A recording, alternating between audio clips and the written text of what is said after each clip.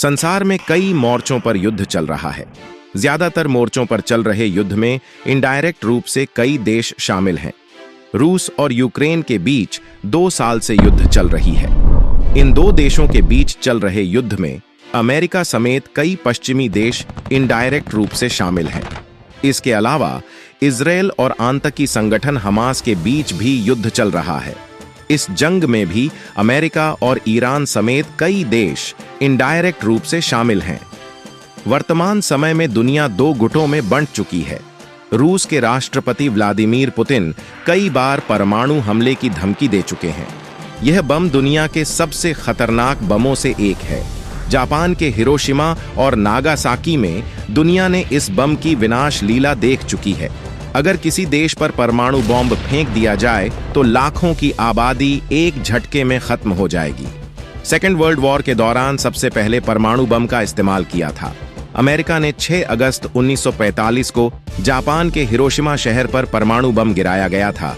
इसके 3 दिन बाद 9 अगस्त 1945 को नागासाकी पर परमाणु बम से हमला किया था।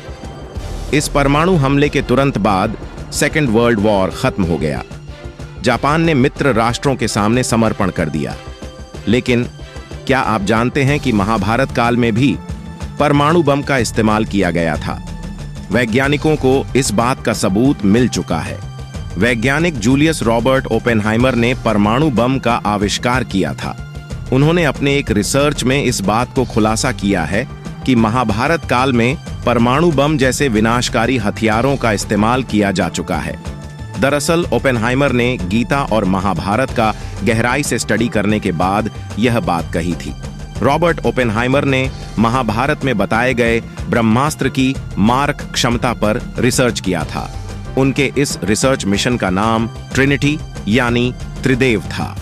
रॉबर्ट ओपेनहाइमर और अन्य वैज्ञानिकों की टीम ने साल 1929 से 1942 के बीच रिसर्च किया था। इस रिसर्च के बाद वैज्ञानिक इस निष्कर्ष पर पहुंचे थे कि महाभारत में जिस ब्रह्मास्त्र का इस्तेमाल किया गया था वो वर्तमान समय के परमाणु हथियार के समान ही शक्तिशाली था। पुणे के एक डॉक्टर व लेखक पद्माकर विष्णुवर्तक ने भी अपनी रिसर्च में माना है कि महाभारत काल में इस्तेमाल किया गया ब्रह्मास्त्र परमाणु बम के समान ही था। वर्तक ने अपनी किताब स्वयंभू में इस बात का जिक्र किया है। रामायण और महाभारत काल में ब्रह्मास्त्र को सबसे खतरनाक हथियार माना जाता था। उस काल में कई योद्धाओं के पास ब्रह्मास्त्र थे। बताया जाता है कि जो व्यक्ति ब्रह्मास्त्र का इस्तेमाल करता था उसके पास क्षमता होती था कि वह इसे वापस भी ले सकता था। लेकिन द्रोणाचार्य के पुत्र अश्वत्थामा को ब्रह्मास्त्र कैसे वापस लेना है यह तरीका याद नहीं था। इसकी वजह से ब्रह्मास्त्र के छूटने के बाद भयानक तबाही मची थी। सिंधु घाटी सभ्यता पर कई रिसर्च किए गए हैं। रिसर्च के मुताबिक हड़प्पा और मोहनजोदाड़ो में कई नरकंकाल मिले हैं जिनसे जानकारी मिलती है कि उन्हें किसी भयंकर अस्त्र से मारा गया था।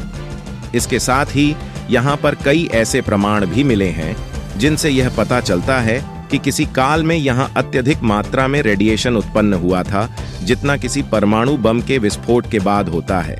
तो ये था आज के वीडियो। कैसा लगा कमेंट करके जरूर बताना और वीडियो को लाइक और चैनल को सब्सक्राइब करना मत भूलना। धन्यवाद।